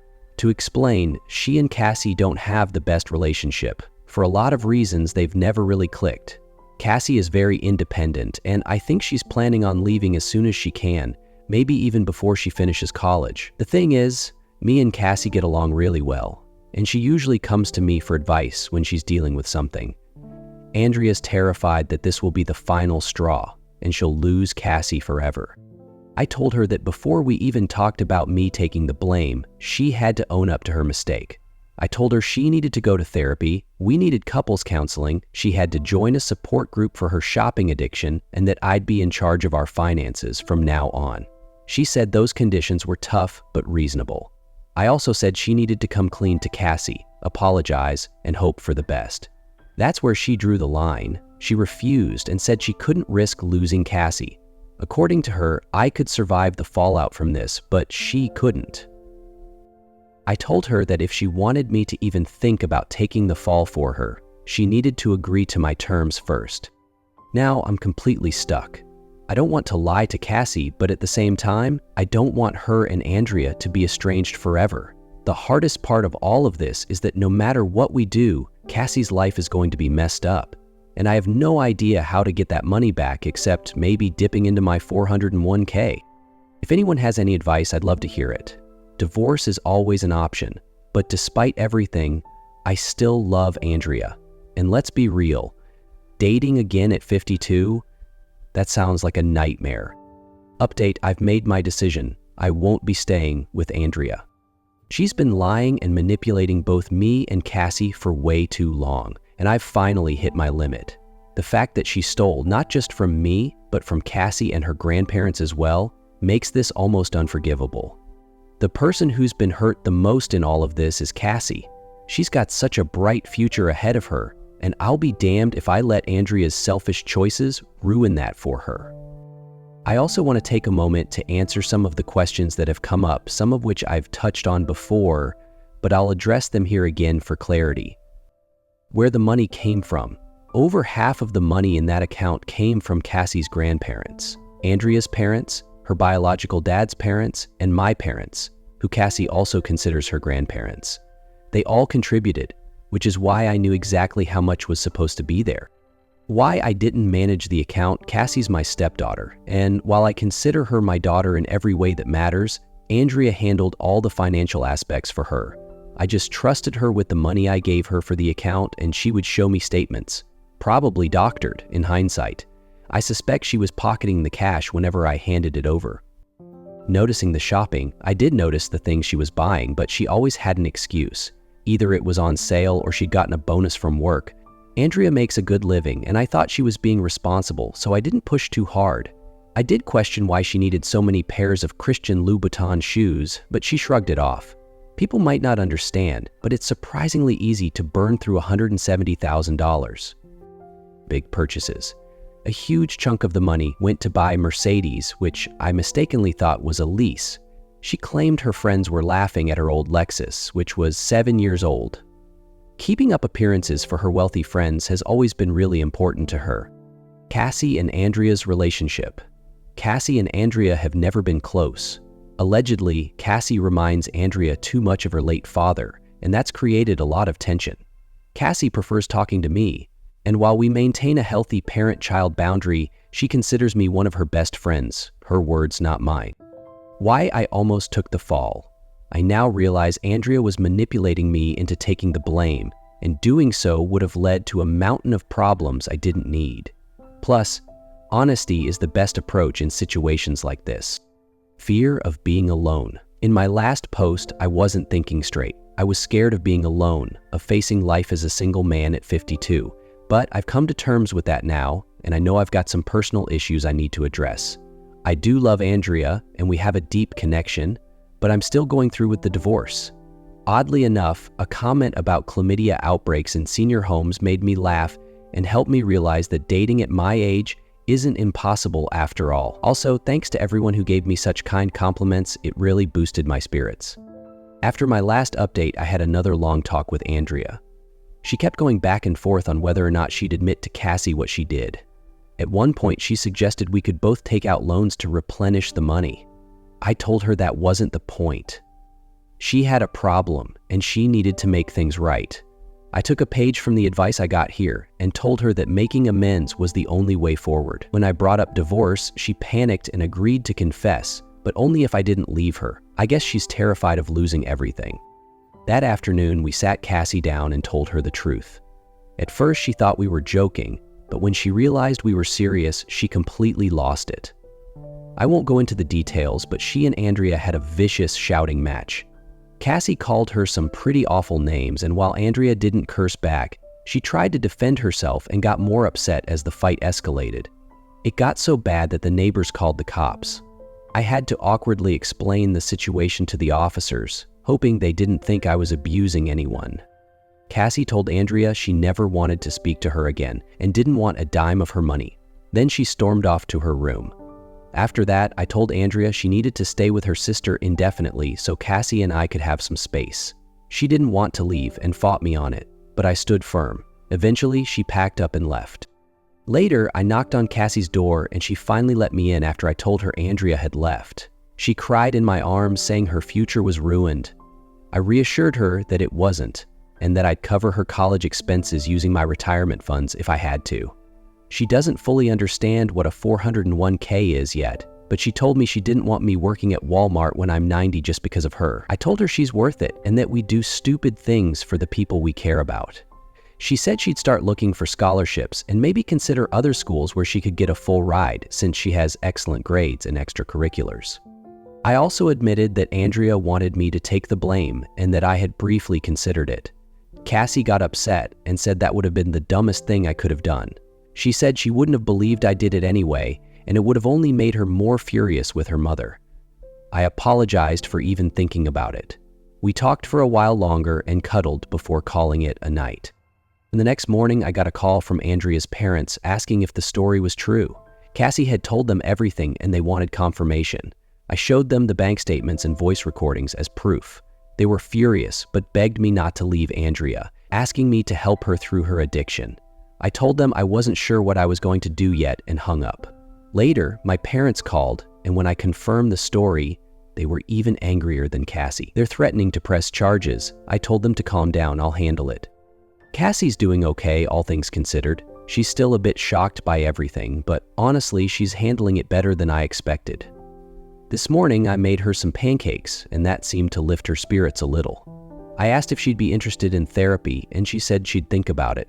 As for me, I've already decided to start therapy for myself. Andrea has been blowing up my phone, but I'm not answering. She's left voicemails offering anything and everything to fix things, money, sex, favors, you name it, but none of that is going to make a difference. I feel awful for Cassie, especially with Christmas around the corner.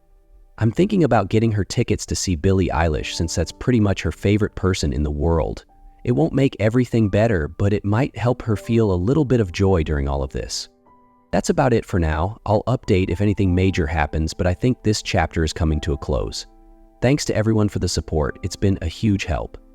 While there are far fewer people living with depression, we see a huge need for it. Edit, I forgot to mention I've been keeping an eye on my credit, and thankfully nothing looks off there, but I'm going to lock it just in case. Next week, I'll be meeting with my accountant to get Andrea removed from everything important. Life insurance, bank accounts, my will, all of it. I'm adding Cassie in her place. I've also started changing all my passwords so Andrea can't access anything. I'm stringing her along for now, pretending the divorce isn't happening until I have everything secured. As far as I can tell, Cassie's credit is fine too, but I'm planning to do a deep dive and lock hers as well. Update. It's been a while since I last posted here. A lot has happened, and to be honest, I haven't had much time to sit down and write an update. But now that I have a quiet moment, I wanted to catch everyone up. First off, I want to thank you all for the advice and support you gave me during one of the most critical times in my life. Looking back at my old posts, I can't believe how unsure and lost I sounded. The thought of my marriage ending and the idea of being alone really shook me to the core, which made me come across that way. Therapy has helped me realize that being single isn't the worst thing in the world. In fact, I've turned that loneliness into time for myself, and I've been focusing on self-improvement. And in case you haven't guessed from that, yes, I'm single now. Andrea and I are legally separated and in the middle of divorce mediation. Unfortunately, Andrea is still in denial and doing everything she can to win me back, including dragging out the divorce so we can work on things. She claims she's seeing a therapist and is on the road to recovery from her shopping addiction. I don't know if I believe her, but I told her that if it's true, it's a good step. She's apologized to my parents, her parents, and her late husband's parents for what she did, and they've all forgiven her, but are definitely keeping their distance. She's desperate to reconnect with Cassie, but Cassie is sticking to her word and hasn't spoken to her mother since that blow-up. I think she'll reach out when she's ready, but for now, she's holding firm. As for Andrea's wealthy friends, the ones she was always so eager to impress, they've been stopping by, offering their help.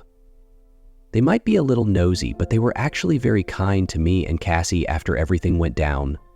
They brought everything from baked goods to spa day offers. I never turned down the baked goods. Homemade lemon bars and oatmeal raisin cookies are hard to resist. Cassie even took them up on a few spa trips. One friend in particular, Susan, has been around more than the others. While some of the other women felt like they were fishing for gossip, Susan just seemed genuinely interested in helping us heal. She's cooked meals, helped around the house, and spent a lot of time with me personally. We didn't ask for any of this, but she did it out of the kindness of her heart, and I really appreciate it. We've gotten pretty close, and despite her being 14 years younger than me, we get along surprisingly well. Normally I struggle to connect with younger folks, but not with her. Now, onto the most important part. Cassie. As a Christmas surprise, I took her and one of her friends to Montreal last month to see Billie Eilish at a festival. She loved it, and we had an amazing time. Montreal is such a beautiful city. Despite everything, Cassie handled the loss of her college fund pretty well. She's a hard-working kid, and she threw herself into searching for scholarships. Unfortunately, she missed the deadline for most of them, but the school she had her heart set on came through with a very generous financial aid package. On top of that, she got some local grants that will cover her entire first year. And yes, she got into her dream school. She had several acceptance letters and full ride offers from other places, but she had her sights set on this one. I dropped her off last week and I couldn't be prouder. I know she's going to do great things. Now, I'm an empty nester, alone in this big house. The silence can be deafening sometimes, but Susan has been keeping me company, and I've picked up bike riding as a new hobby. All in all, things aren't perfect, but they're definitely better than before. And with that, I think it's time to put this story to rest. The divorce should be finalized in the next few months, and I'm ready to move forward. But the best part of all this, Cassie is chasing her dreams, and that's what makes me happiest. My wife denied her own daughter the opportunity to join the Ivy League because of her shopping addiction. Now on to the next story. I ended up humiliating my sister-in-law after she went behind my back and did a DNA test on my daughter. I'm a 30-year-old guy, and I have a daughter who's 6 years old. The thing is, there's no biological connection between us. None at all. We aren't related by blood in any way. Her mom and I had been friends since we were kids. We were never romantically involved, just really close friends. She had her daughter at 23 with her husband, who was 25 at the time. When my daughter was just a newborn, about 3 months old, both her mom and dad were killed. I won't get into all the details out of respect, but it was a workplace shooting. They both worked in the same building, and they both lost their lives that day. Her mom and dad didn't come from great family situations, and neither had siblings, so there wasn't anyone to take in their daughter. But since I was close to them, I was able to adopt her. Even though I wasn't sure about having kids at the time, I couldn't let her end up in foster care or with strangers. I felt a responsibility to step in and give her the love and care her parents would have wanted. My parents and siblings are fully aware that Lily daughter, isn't biologically mine. I've never tried to hide the fact that she's adopted, even from Lily. She knows her biological parents are gone and that they were killed by what I've explained to her as a bad man. Of course, I'm saving the full details for when she's older and ready. Now, Lily looks nothing like me. She's a perfect mix of her biological mom and dad. Most people who see us just assume I'm her biological dad and that she got her looks from her mom. I don't bother correcting them. It just feels unnecessary.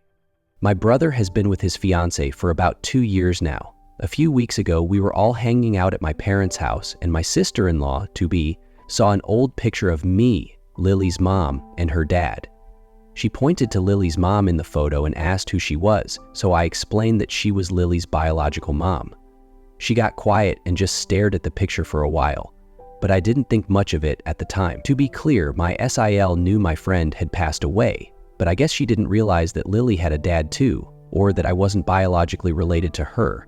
I think she assumed Lily was mine and my friend's biological daughter. What I didn't expect was for her to go and secretly get a DNA test done on Lily without telling me.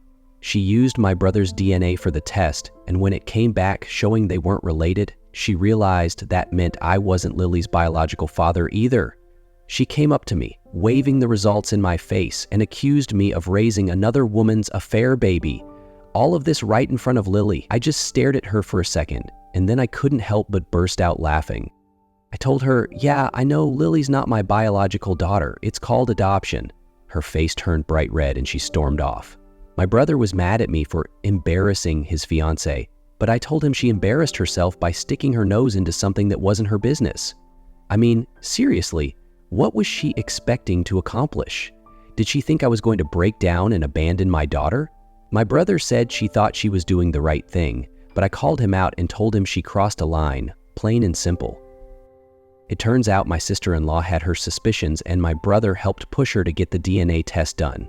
He thought it would prove that I was actually Lily's biological father.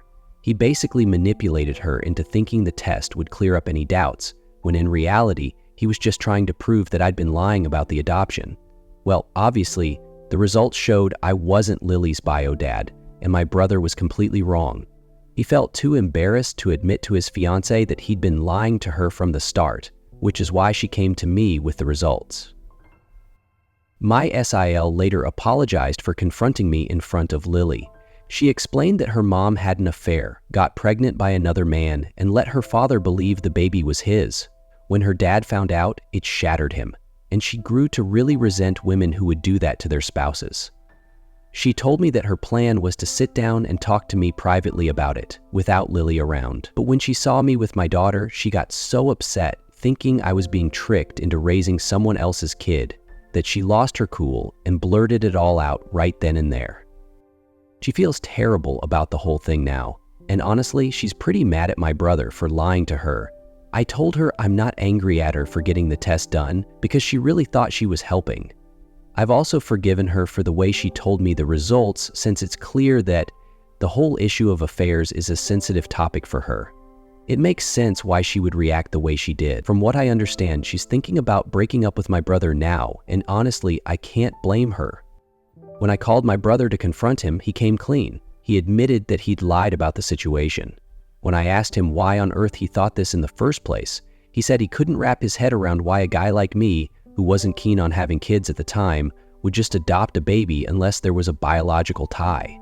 He told his fiancée that I was Lily's real dad and had known it all along. Then he took it even further, claiming that I was with Lily's mom at the time she got pregnant. So now both me and my parents have decided to go low contact with my brother for a while. I know I'll forgive him eventually, but right now I just can't. The fact that he thought I was the kind of person who would have an affair with a married woman, get her pregnant, let her pretend the baby was her husband's, and only step in because she died, that's a lot to swallow. Update, my sister-in-law is now my ex-sister-in-law. For those wondering what ended up happening with my brother and SIL, well, she dumped him. They tried to work things out, but that only lasted a few days before she gave him the ring back. Then, my brother decided to get completely wasted and showed up at my house in the middle of the night, yelling on my front lawn. It was a huge problem because Lily had school the next day, and this woke her up. He was shouting all kinds of insults, not just at me, but at my daughter, too. We had no choice but to call the cops, and they took him to jail for the night on a drunken disturbance charge, or something along those lines. And yeah, I pressed charges, because some of the stuff he was saying was borderline threatening toward me and Lily. I'm not sure if it's enough for a restraining order, but if it is, I'm going to get a temporary one to be safe. Now on to the next story. I make my terminally ill mother give me $200,000 every time I visit her. Growing up in the suburbs, my life was pretty standard. It was just me, 31M, my brother, 29M, and our parents, Mom, 58F, and Dad, 61M. We were raised just outside Chicago, and our family was all about Michigan sports. Football and tennis were big deals in our house. If you wanted my dad's approval, which meant a lot since he was the man of the house, you needed to be into either football or tennis. In that neither of my parents were tall or broad-shouldered, tennis was the obvious choice. I liked tennis well enough, but I was more into programming and video games. I played tennis to stay in shape and made the high school team, but it wasn't my passion. My brother, on the other hand, absolutely loved it. He got so good that he earned a scholarship, which made my dad incredibly proud. While my parents treated us well, it was clear my brother was my dad's favorite, while I was closer to my mom. She shared my love for video games, and we could spend hours playing together. There was one big thing that made us different: money. Neither of my parents really worked. They took on small jobs at the school or tennis clubs to stay close to us, but that was mostly it. This was because my maternal grandfather had left a trust fund for my mom and her two sisters before he passed. I didn't know exactly how much was in it when we were kids, but now my mom's share is over $12 million. She'd used some of it over the years to buy a house and cars, but they mostly lived off the dividends, which are well into the six-figure range. There was one catch with the trust: only blood relatives could access it. So, while my dad had no claim, if my mom approved, my brother and I could have access. She always said she'd give us our share when we turned 30. Well, I'm over 30 now, and I haven't seen a dime. To explain that, we have to go back to 2019, when I found my fiancée, who I had been with since my sophomore year at Michigan, in bed with my brother. This had apparently been going on for months, and they didn't know how to break it to me. At the time, I had a full-time job working for a tech company and had just finished creating a video game with a friend. My brother, meanwhile, was a professional tennis player. When the affair happened, he was on a high after winning the Big Ten tennis championship in his senior year and making it to the French Open quarterfinals in his first pro season. Side note, he got crushed by Nadal, 6.0, 6.0, 6.0. Seriously, what a joke. But apparently, that was enough for my fiancée to toss aside our 8-year relationship. Off topic, but seriously, screw her. The fallout hit my brother hard at first. My mom lost it, calling him a disgrace and cutting him off financially. My dad, while more sympathetic, still supported her. Losing their support was a blow for my brother, as he had relied on them to fund his tennis training. Then, about 3 months after this all blew up, I got invited to a family dinner. I thought nothing of it at the time, but when I arrived, it was my dad, my uncle and his wife, my mom, my brother, and, wait for it, my ex-fiancée. I almost turned around and left, but my mom begged me to stay and hear them out. My brother apologized, saying he was in love and that he never intended to hurt me. It just happened. My uncle chimed in with his story, sharing how he and his wife had made similar mistakes. They had started their relationship as an affair. My dad emphasized the importance of family, saying we needed to stick together, while putting a hand on my brother's shoulder. My brother shot me this smug look, knowing he'd won. The entire time, my mom avoided eye contact. Finally, after listening to all their speeches, I turned to her and asked if she agreed with all this. With tears running down her face, she nodded. That's when I stood up and said, "Well, I hope you all have a good life, but I'm done with it." As I was leaving, my dad yelled that if I walked out, I'd lose my access to the trust fund. I stopped and asked my mom if that was true. Crying, she nodded and quietly said, "Yes." I looked her straight in the eye and said, "I'll never forgive you for this betrayal." She broke down into sobs, but no one followed me out. That was the last time I saw or heard from any of them, until about a month ago, 5 years of no contact. My aunt called and said my mom was in the hospital and desperately wanted to see me. I refused. She kept calling, and finally, on the 5th attempt, she offered $100,000 if I'd meet with her. I countered with $200,000 and a promise that my dad and brother wouldn't be there. She agreed. The next day, the bank called to confirm the wire transfer. Once the $200,000 hit my account, I called my aunt to set up the meeting. I went to the hospital, and there was my mom, looking terrible. Stage 4 lung cancer, the same thing her dad had. As promised, my dad and brother weren't there. We talked for an hour. I told her about my life. I had sold my first video game, and while it did okay, I was working on a second one. I also told her about my girlfriend of 3 years and how she was pregnant with our first child. My mom was thrilled to hear that. She tried to talk about my dad and brother, but I cut her off. At this point, she broke down, saying that letting me go was the biggest mistake of her life. She cried so much that the nurses had to check on her. It only got worse when I told her leaving the family was the best decision I'd ever made, and I had no intention of forgiving her. No amount of money, $6 million or not, was worth what they put me through. As I turned to leave, she begged me to help rebuild our relationship. I told her I'd consider visiting twice a week for $200,000 per visit, but only under the condition that there would be no contact with my dad or brother. She agreed, and in the past month, I've made $1,600,000.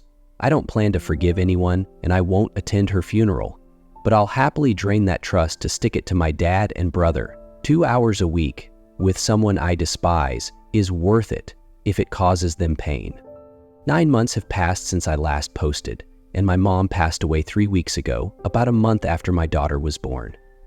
My mom got to meet my daughter.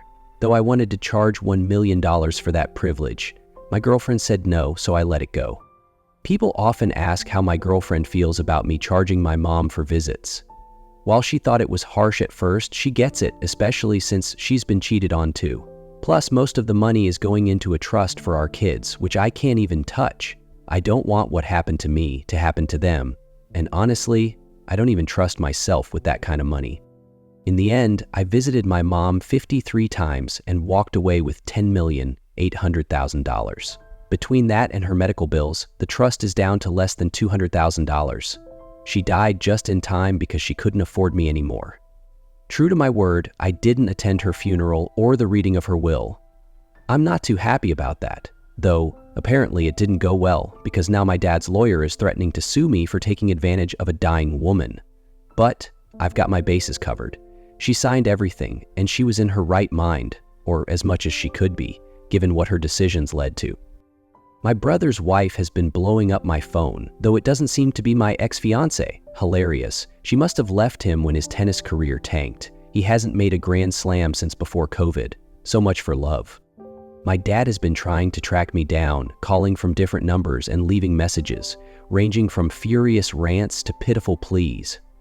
Without that trust fund, he's got nothing. No job, no $401,000, no pension. He'll be working for the rest of his life, probably at some fast food joint. Actually, that's an insult to fast food workers. My dad's never worked that hard in his life. He couldn't even manage that. My lawyer thinks I might be able to get them to sign a deal promising not to sue in exchange for $200,000 each. That would be chef's kiss, perfect in a way they'll never even understand. I've given my lawyer the green light to move forward with the offer. Most of the money is going into the trust for my kids, but I did splurge a little. I bought a ring for my girlfriend and got us a nicer condo in Lincoln Park, which is where she's always wanted to live. Oh, and I paid someone to send my dad Ohio State jerseys with his name on them for the next 3 years, just to mess with him. I think this will be my last update. I hope you all are doing well, and remember, when someone betrays you, always be petty.